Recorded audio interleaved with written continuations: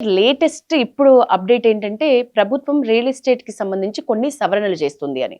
So దీనివల్ల మళ్ళీ real boom అనేది ఒకప్పటిలాగా తారాస్థాయికి వెళ్తుందా? చాలా మంచి ప్రశ్నలు. హైలీ వాలటైల్ నాకు చెప్పడం. ఎందుకంటే రియల్ ఎస్టేట్ ఎప్పుడు పడిపోవడం, పెరగడం ఉండదు. రియల్ ఎస్టేట్ ఎప్పుడు నడుస్తూనే ఉంటుంది. అదే సైడ్ ఆఫ్ ద కాయిన్ మారుతుంది. ఓకే. ఎందుకనంటే గత ప్రభుత్వంలో సెల్లర్స్ మార్కెట్, ఇప్పుడున్న ప్రభుత్వంలో బయ్యర్స్ మార్కెట్. అంటే అర్థం ఏంటి?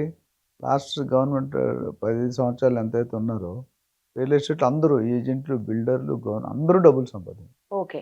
కానీ సెల్లర్కి నేను చెప్పిందే ప్రైస్ కొనాలి. ఇప్పుడు బయ్యర్ అడిగినది మీరు ఇవ్వాలి.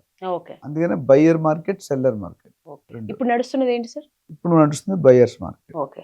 ఎందుకంటే ప్రొడక్షన్ ఎక్కువ ఉంది, కొనేవాళ్ళు లేడు. గోల్డ్ పరిస్థితి కూడా అంతే.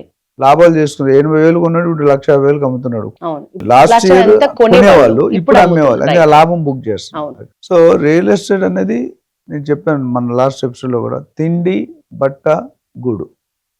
ఏ గవర్నమెంట్ వచ్చినా, ఏ ప్రభుత్వం వచ్చినా, ఏ పార్టీ వచ్చినా రియల్ ఎస్టేట్ మాత్రం దోకాలేదు. ఎందుకంటే ప్రతి మనిషి చదువు అయిపోయిన తర్వాత జాబ్ రాగానే, పెళ్లి చేసుకోగానే ఇల్లు కావాలి.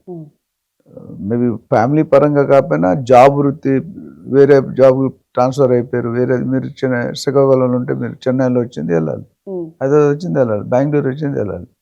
సో అందుకని కావాలి. అప్పుడు వెళ్ళినప్పుడు ఇల్లు అయితే కావాలి, అయితే కొనుక్కోవాలి లేదా రెంట్కి ఉండాలి. రెండింటికి real estate. So real estate that is one. Second, major contribution to the government, revenue కావాలి. గవర్నమెంట్ నడపాలంటే రెవెన్యూ కావాలి. రెవెన్యూ ఎక్కడ వస్తుంది? మిగతా అన్ని సోర్సెస్ ఉన్నాయి. ఈ ట్రంప్ గారు పిత్తలాటకం వల్ల most of them are sleeping about to die, including real estate. Quality, consistency ఉన్న వాళ్ళు బతుకుతారు. ఎవరికైతే కమిట్మెంట్ లేదో, డిసిప్లిన్, నేను చెప్తాను, మీరు ఎంత టాలెంట్ అయిన యాంకర్, డిసిప్లిన్ అయితే ఫెయిల్ అవుతావు. Maybe talented, you don't have discipline, you don't have skill, then you will fail. You will are ఎవరైనా, మనం ఎవరైనా. సో ఇప్పుడున్న పరిస్థితుల్లో గవర్నమెంట్ అనేది మార్పులు చేస్తున్నారు. కాకపోతే ఇక్కడ రేవంత్ రెడ్డి గారు లాస్ట్ టైం సీఎం అయిన 23 డిసెంబర్ అనుకుంటు సీఎం అయినప్పుడు ఆయన ఒక మాట అన్నారు అనమాట. ఫస్ట్ స్టేట్మెంట్లో సీఎం అవగానే ఓపెనింగ్ తర్వాత, నేను ఒక రియాల్టర్ని, స్వతహాగా నా జీవితం, కెరియర్ అనేది ఒక రియాల్టర్గా మొదలైంది. మీరు ఇప్పుడు కోకాపేట మాట్లాడుతున్నారు, నేను అప్పుడే 10 లక్షలు 15 లక్షల నుండి ఎకరం డీల్ చేశాను 25 years బ్యాక్, 20 వాట్ టైం వెళ్ళాలి కట్టాను. సో నాకంటే తోపు ఎవరు ఉండకపోవచ్చు, నాకు తెలిసినంత నాలెడ్జ్ మిగతా వాళ్ళకి బహుశా లేకపోవచ్చు. అప్పుడు కేసీఆర్ ఉన్నాడు, ఎవరున్నారు? MA and UD department, municipal administration urban development, KTR గారు. ఇప్పుడు ఎవరున్నారు? ఈయన దగ్గర పెట్టుకున్నాడు. సో ఆ స్టేట్మెంట్ ఒకటి జనాల్లో ఉత్సాహం టూ మచ్ పెంచేసింది. అప్పుడు బిజినెస్ జరిగింది, ఇప్పుడు బిజినెస్ జరిగింది. యాక్చువల్లీ అప్పుడు కంటే ఇప్పుడు బిజినెస్ జరుగుతుంది. కథ మన ఎక్స్పెక్టేషన్. ఇప్పుడు రాజమౌళి గారు సినిమా తీసి ఎట్లా ఉంటుంది, జనాలకి ఫెయిల్ అయితే తట్టుకోలేరు.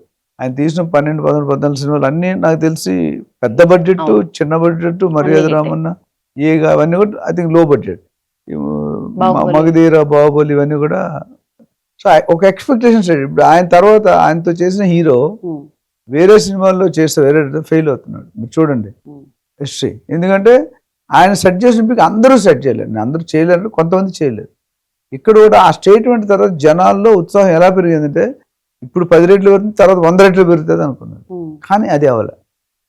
హైడ్రా పెట్టడం తప్పు కాదు, హైడ్రా